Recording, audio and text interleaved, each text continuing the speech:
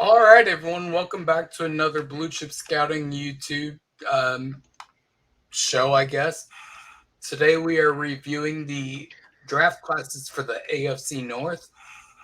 One of my favorite draft classes in the whole league is in this video. So, Harbs, Nick, how y'all doing?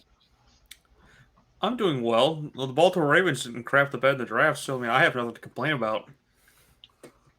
Yeah, no, and I'm a Browns fan here, so I'm pretty happy with it. After the first cut, there's a couple late picks that are questionable, but I think Browns fans need to be happier than they are presently with this group. So it's really a great division to grade. That's why when we had this sign up list, I was like, oh, AFC North, easy talking points.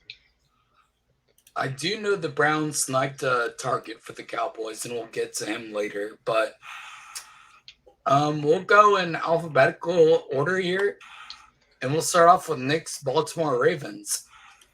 To recap, they took Kyle Hamilton at 14, Tyler Linderbaum at 25, David Ajabo at 45, Travis Jones at 76, Daniel Falele at 110, Jalen Armour Davis at 119, Charlie Kolar at 128, Jordan Stout at 130, Isaiah Likely at 139, Demarion Williams at 141, and lastly, Tyler Beatty at 196.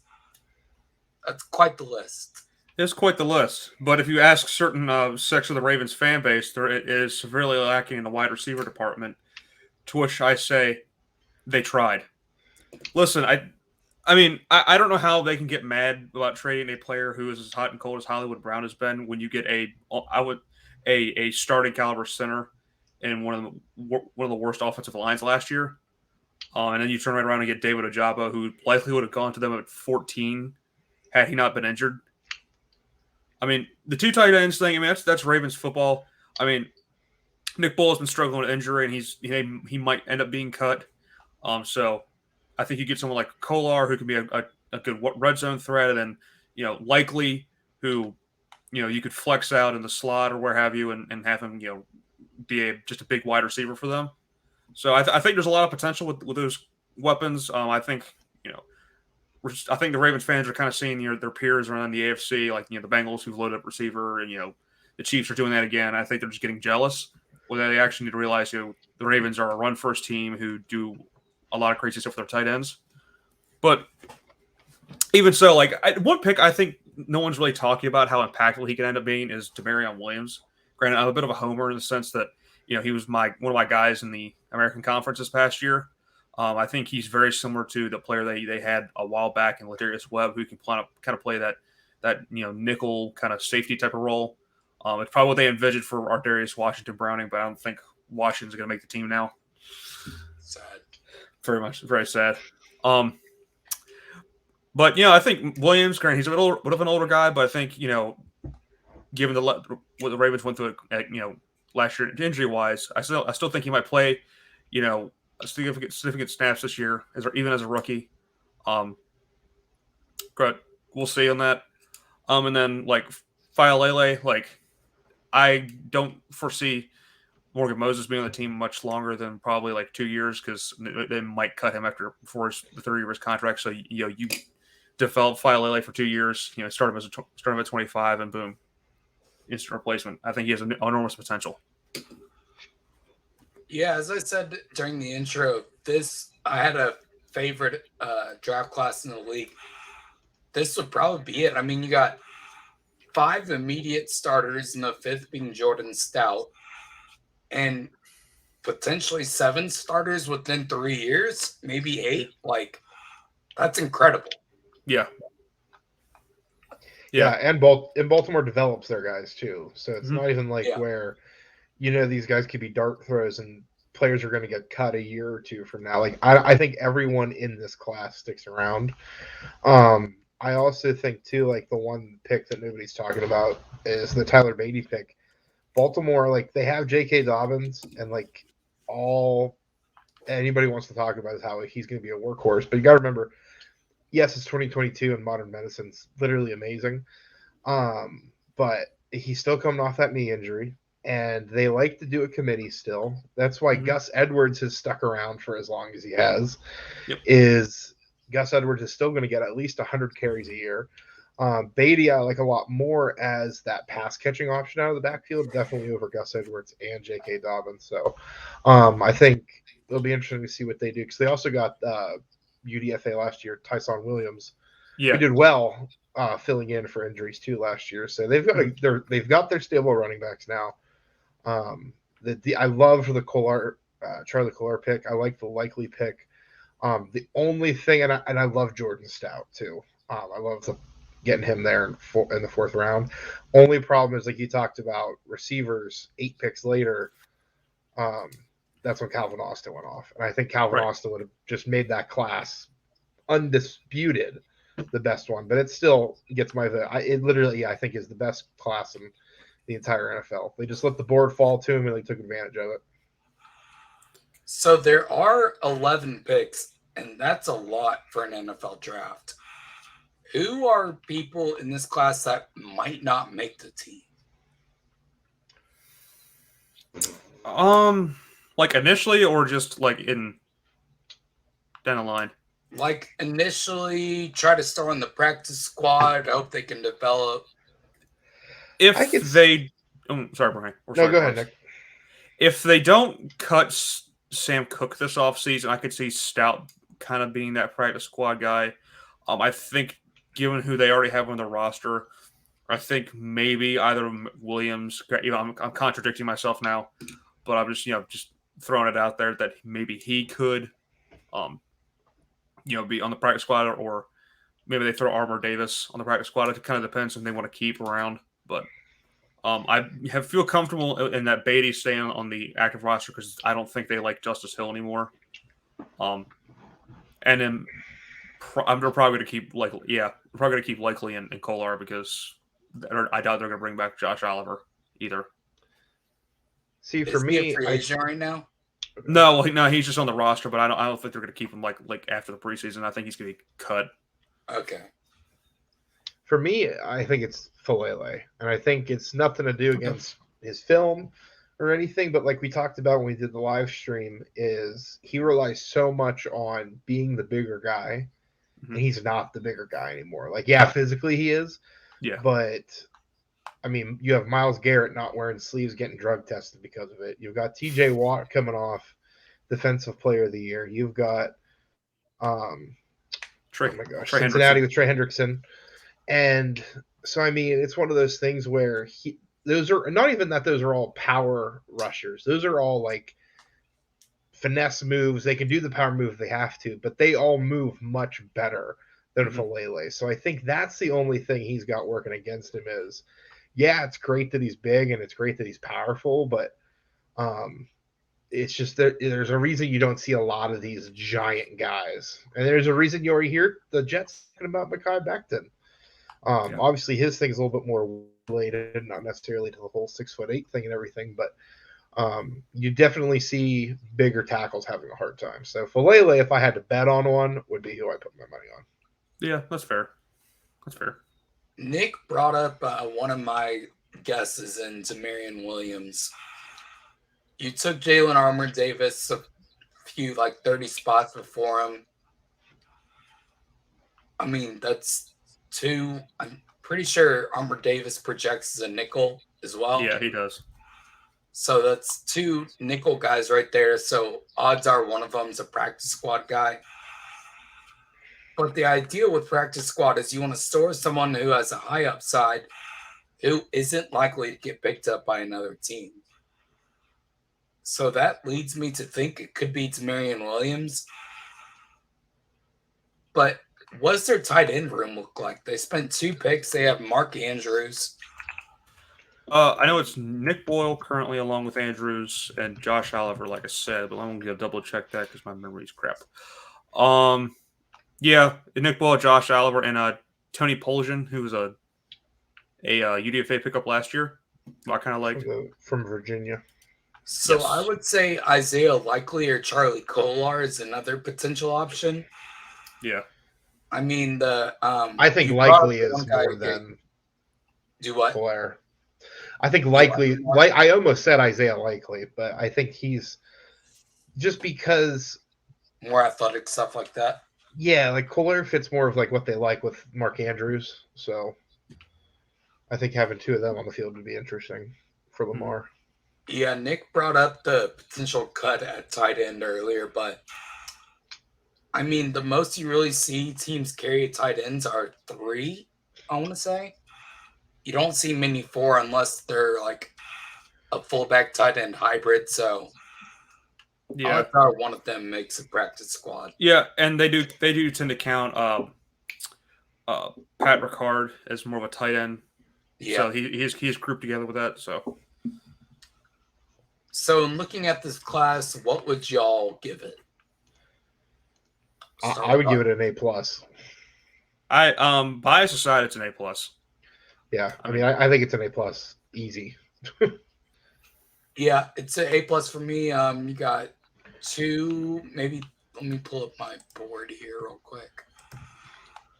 I think you got 3 of my top 10 players overall. Yep, y'all did. So it's an easy A+ for me. I mean, smashed it out of the park with the first 4 picks. Added depth everywhere else. Got potential starters 2 years down the road, 3 years. Not much to complain about with this draft. Can I talk about their UDFA guys right quick? Yeah, go ahead. They managed to pick up not only Slade Bolton as a UDFA, they also got guys like Zacoby McClain and Jeremiah Moon as well. I know there's guys. Yeah, Moon I like as a UDFA pickup for them, and Josh Ross as well. Bill Belichick is grinding his teeth with that Slade Bolton pickup. I mean, he gets to live with Tyquan Thornton, so he did it to himself. All right, so we got the Ravens down with the next team. How about the Cincinnati Bengals? Who wants to start? I'll run it down here. So they got Daxton Hill at the end of the first with pick 31, pick 60 in the second. They got Cam Taylor-Britt, corner out of Nebraska. Third round, they had Zach Carter, Florida defensive lineman. Fourth round, Cordell Volson, offensive lineman out of North Dakota State. Fifth round, they got Tyson Anderson, a safety out of Toledo, staying in the state. And then in the 7th round, they got linebacker/edge Jeffrey Gunter out of Coastal Carolina. What do you guys think of this class? Like initially, is there anyone that you have as like a favorite pick? My favorite pick is probably their first one, honestly, but not much else. I'm gonna be a little biased towards one of my guys. I'm you know me, I'm a big Zach Carter fan. I think he offers them a lot of positional versatility because he's kind of big and well built to be a defensive tackle, kind of be your pass rushing 3 technique. But also you could probably kick him outside to defensive end to spell like Sam Hubbard or Trey Hendrickson. Yeah, I think this class is very. I'll be honest, I don't have a favorite pick here, and I think really it's because ever since I heard the conspiracy theory that they went Daxton Hill, Cam Taylor-Britt to potentially replace Jesse Bates, I don't know what they're doing, and like they've been doing very well with team building, with free agency, so like I want to think that's not what they're doing, but at the end of the day, Mike Brown's a very cheap man. I'm pretty sure he reuses plastic silverware in his house. And it's one of those things where I don't think he wants to pay Jesse Bates. But I think Jesse Bates, he's the reason they were in that Super Bowl the whole game. I mean, yeah, the offense was doing well and everything, but like Jesse Bates played a major part, not even just in the Super Bowl, but the AFC title game, the divisional round, everything. So I don't know. I will like this class if it's just to add depth in the defensive backs because you got burned eventually in the Super Bowl. But if it's to replace Jesse Bates, I'm not very happy with this. But again, Daxton Hill, like you talked about, could be the pick we like looking back on this. Yeah, I mean, Jesse Bates is known as being a center fielder, right? Like, correct me if I'm wrong. Yeah, he's kind of like your playmaker. Daxton Hill is not that. He's your strong safety, slide down nickel corner on a bench. I didn't get to Cam Taylor-Britt, so I don't know if they view him as a safety convert, but he seems like another nickel candidate from what I've heard. Yeah, when I was listening to them talk about the conspiracy theory, it was that they have somebody else on the roster. They were saying could do like the whole Jesse Bates role, and then Daxton, like you said, could be the opposite of that, and then Britt can be the nickel. So again, it's kind of fudging with the depth chart a little bit, but the Bengals have been doing so well, like you said, with free agency, drafting. I just want to have that momentum keep going, and I think if they play this out right, they can. So it won't blow your socks off as far as the draft goes, but I think it's a good depth and team building one on the back end. Did they add any offensive linemen during free agency? I can't remember. Yeah, they got La'el Collins. Oh, yeah, and Ted Karras, and that's a made-up name. Sure, I don't know who he is. And Alex Kappa. Yeah, I knew there was another one. Yeah, Kappa and Collins were like their two big offensive linemen they brought in. Yeah. So they did do pretty well in free agency offensive line, as they were notoriously flamed last year for passing on Penei Sewell. But it turned out okay for them as they got Jamar Chase. And so they went Cordell Volson in the 4th. I guess that's acceptable since with their free agency and adding offensive linemen, but no one in this really draft class for Bengals wows me. Yeah. No, that's fair. It's solid. It's just solid. And for that reason, I think I'm going to give them a C+. How about y'all? I'll give them like a C, just a flat C. I mean, I think that, like I said, it can go either way. It really just depends on how they end up wanting to scheme and use these picks. Yeah, I'm gonna be a tad bit fair. I'm gonna give it. I think I'm gonna push it to a B. I think that you get a versatile swing guy like Cordell Volson, who may be able to come in at left guard if Jackson Carman doesn't quite pan out. Like I said, Zachary Carter, fantastic player. He's a good versatile chess piece. Same thing with Daxton Hill. I think Cam Taylor-Britt could potentially also steal starting reps from Eli Apple. So there's that to work. Think about. So I think I'm going to be a little bit more fair to this class than you guys are. And I think I misspoke on La'el Collins. He wasn't a trade. The Cowboys cut him, right? I was going to say, I thought they cut him. Yeah. Amari Cooper was a trade. My big dumb team being stupid. Nevertheless. All right, now we go to Harbaugh's team, the Cleveland Browns. You want to break it down for us? Yeah, sure. So Cleveland in round 2 got Martin Emerson, corner out of Mississippi State. Recap. They don't have a first to send that to Houston to get Deshaun Watson. Round 3, they got Alex Wright, defensive end out of UAB, which I think should be everyone's favorite pick here. In round 3, they also added David Bell, wide receiver out of Purdue, to kind of take that Rashard Higgins role. Round 4, they added Perrion Winfrey, defensive tackle out of Oklahoma. And then they also added a kicker, Cade York, out of LSU. Big leg kid, beat my Florida Gators on a 56-yarder. And then also to round out round 4, they also added Jerome Ford, running back out of Cincinnati. So, again, another in-state guy. Mike Woods, in round 6, they added wide receiver out of Oklahoma. In the words of A.J. Schultz, he said he has no idea why he got picked. Round 7, Isaiah Thomas. They also added defensive end out of Oklahoma. And then also to round out their whole draft in round 7, they got Dawson Deaton, offensive lineman out of Texas Tech. So, Browning, I think thoughts on this. What are thoughts? I like it because they really went with needs here versus like where the Ravens kind of went with BPA. They've been needing to bulk up the defensive line for a while. Run games or teams are able to run against them with ease. Myles Garrett's getting double teamed left and right. And then, like I said, the receiver David Bell, they lost Rashard Higgins in free agency to Carolina. They've had kicking issues ever since that Baker Mayfield got him to draft his roommate in Siebert. Jerome Ford I like a lot as a potential replacement for Kareem Hunt, who's only under contract for one more year. So I like it a decent amount. I mean, there's nobody that's like a big flash in the pan, like the team or that fans are going to get real excited about. But I think come October, November, there's a lot of these guys are going to be playing meaningful snaps. Yeah, you mentioned Alex Wright as all of our favorites. I think I have one that edges him out, and that's getting Perion Winfrey in the 4th. He was a second rounder for me. I absolutely love Perion Winfrey. I think getting him in the 4th is an absolute home run. See, that's where I am with Isaiah Thomas, because I was probably the highest person on Isaiah Thomas out of the entire collective of draft Twitter. I probably should have known better. But I think getting him around 7 is great. I think he was particularly strong against the run, which Hart just says that they've struggled with.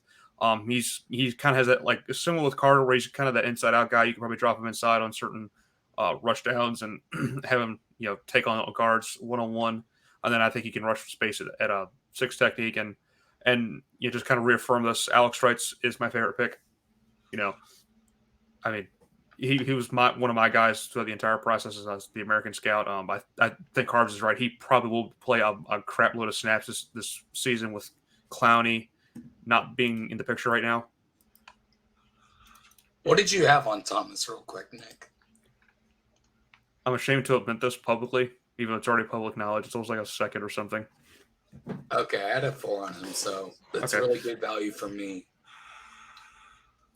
But imagine a defensive line of Alex Wright, Perion Winfrey, Myles Garrett, and whoever else I throw in there.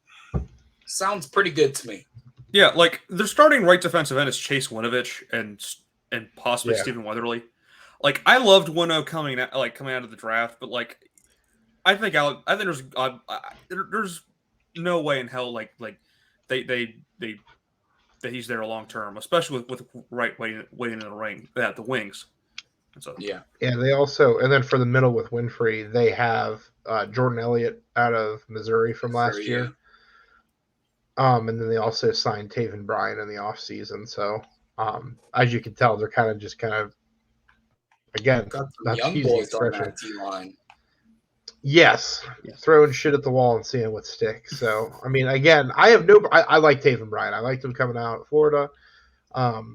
Biggest thing with him is he's always had a great work ethic, and that's more than half the battle. So, and Jordan Elliott flashed a little bit too, which allowed them to make some moves and push him up to the starting on the depth chart at this point. So, even if it's a rotation of Winfrey, Elliott, and Bryan, and then you have Myles Garrett, Winovich, obviously Myles Garrett's a staple, but then you have Winovich and Wright kind of taking turns on the other side, staying fresh. I'm totally okay with that.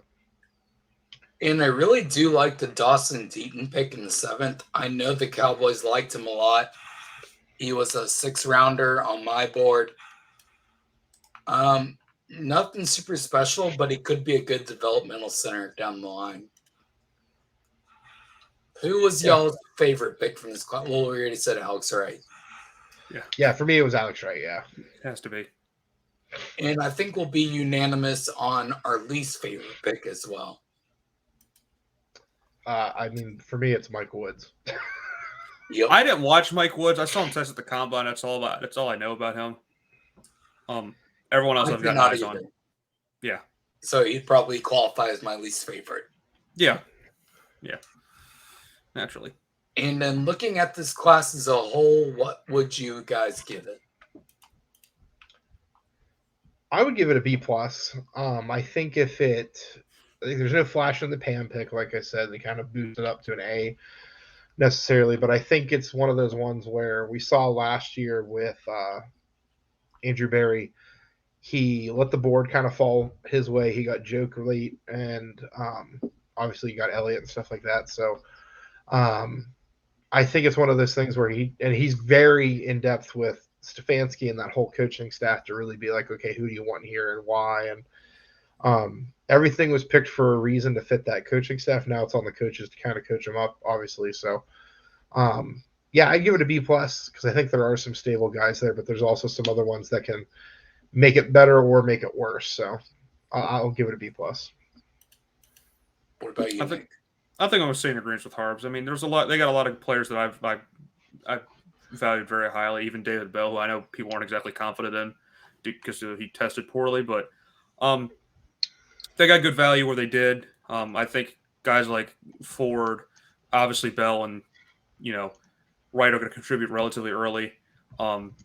Center's a little bit of a question mark for them right now because I know they drafted Nick Harris a couple years ago, and they also signed Brock Hoffman as a UDFA. So I think, and they also signed Ethan Posick too. Now that I look at this, so I think there's going to be kind of a significant battle for center. But other than that, I like the class. It's good. It's good. It was good.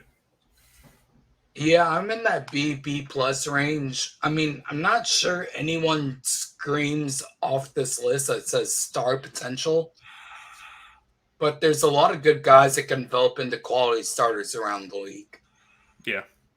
You got 1, 2, 3, maybe 4 immediate starters. I mean, I'm not going to expect high level play out of every single rookie, but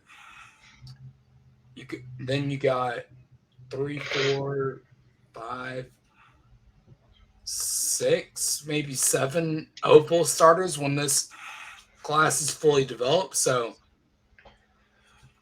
not a bad draft class. I'd give it a B plus. What were you gonna say, Arbs? Yeah, and I threw out the whole Rashard Higgins comp for David Bell. David Bell's combine was 4.65 in the 40, 33 vertical, and 118 broad jump. Rashard Higgins was 4.64, 32 inches on 116. So literally, they almost tested exactly the same. So I think he's just going to be used as like a first down guy. So like you said, I don't think he's going to come out and be anything meaningful at the receiver position. But again, I think they're just looking for a little bit of boost across the board. And I think that's what this whole class can do. And for the last team of this video, we have the Pittsburgh Steelers. Nick, you want to read off their picks? Sure, I'll talk about no one's favorite team. I'm kidding. So the Pittsburgh Steelers, with their first round pick, they went Kenny Pickett, quarterback out of Pittsburgh. With their second pick 52, they went George Pickens, wide receiver out of Georgia. In round 3 at 84, they went DeMarvin Leal, defensive end from Texas A&M. In round 4 at 138, they went Calvin Austin III, wide receiver from Memphis. And at the beginning of round 6, they went Connor Hayward, tight end fullback from Michigan State. And in the first pick in the seventh round, they went Mark Robinson, linebacker from Mississippi. And then the last pick was spent on, at 241, was spent on Chris Olodokun, quarterback from South Dakota State.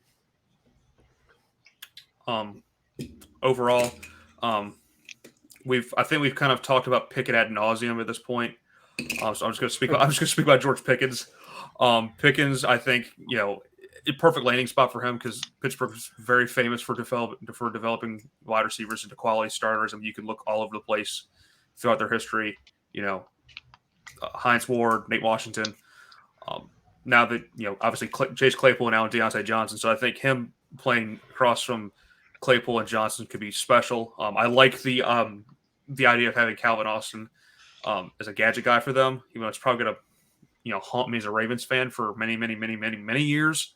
And then I think Leal is a perfect guy to replace Cam Hayward and maybe Stephon Tuitt in a few years' time. So I think they have a couple picks that could develop into high-end starters, and then Connor Hayward's as a nice little complementary piece on the offense. I don't know too much about Mark Robinson or Chris Olodokun to make a very informed opinion, so they're just kind of dudes to me at this point.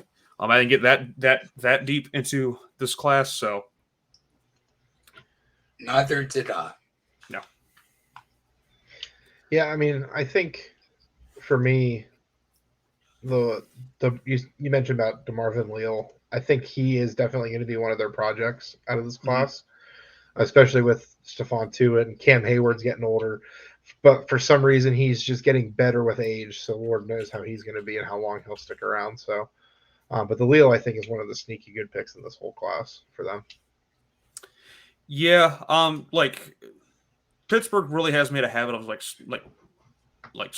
stashing or just bringing in like just really big guys and developing. I think he could have like a similar career trajectory, something like an Aaron Smith, something like that, where he's just kind of just big defensive end that they let go attack the quarterback. But it's a name I've not heard in a while. Yeah, and I was reading something about defensive lineman the other night, and him and Kimo van Olhoffen, the guy who killed Carson Palmer. So Carson Palmer's knee. Yep. Yeah. So maybe think of that. Anyway, Brownie, do you have any pressing thoughts about this class? Yeah, I mean, George Pickens is a name that pops off. I mean, he's probably the most high potential guy in this class. I know people had him wide receiver 1. I know people that had him like wide receiver 6. Mm-hmm. He was wide receiver 9 for me just because this class was insanely good at receiver. Yeah. But I really liked Marvin Leal. I had a second rounder on him.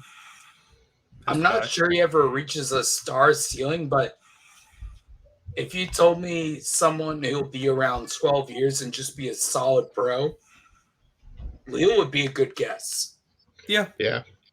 Agreed. Yeah. Calvin Austin was the best value, round 4 pick. He was a second rounder on my board. Connor Hayward will be a versatile piece for that offense, ability to play tight end or fullback. But then there's QB. Got to talk about it. Unfortunately, I tried to kick the can down the road. I think for what they do, I mean, you just saw what they were able to milk out of Ben Roethlisberger for the last 3-4 years. Pickett's 5 times the athlete Ben was in that offense. Matt Canada does not get uber creative with his offense either. So, I mean, Pickett's not going to be asked to play Lord and Savior of Heinz Field every Sunday. I think it's one of those things where they've literally known the kid the whole time. For them, that was probably their safest pick of the whole class because they, like I said, they literally know Pickett. They can talk to Narduzzi. He literally goes to the same building, just a different door every single day.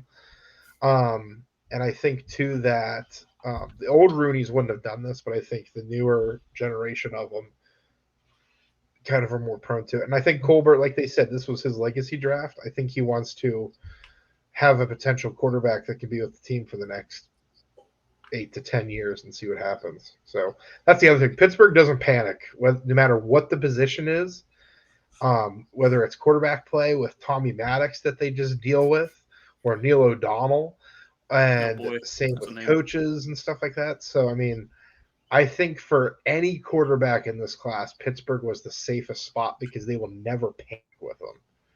So while media and fans may just flip out and we may hate it as much as anybody else, they're honestly just going to shrug their shoulders and do their own thing. Yep. And it's what makes it an interesting discussion because, as you said, Pittsburgh likes high floor players at quarterback, and Pickett is that in this class, in my opinion, out of the group. Yeah. But it brings up the question, are they being too complacent with their quarterback play? I mean, if you're betting on ceiling in this class, the answer was Malik Willis, and I think that's unanimous. Yeah. Yeah, so I mean, like I said, okay with above average to maybe low good level of QB play rather than reaching for the home run in Willis that could develop? I mean, one could argue that Mason Rudolph and the late Dwayne Haskins offered the same amount of upside as Ben did the last 2 years, and they never strayed away from it. Mm-hmm. So, I mean, I think it is one of those things where, yeah, they'll be happy being complacent. And then, like, the other 2 names I threw out before Ben were Tommy Maddox and Neil O'Donnell. And Neil O'Donnell, they rode the whole way to a Super Bowl. And Tommy Maddox would go to the playoffs every year with them.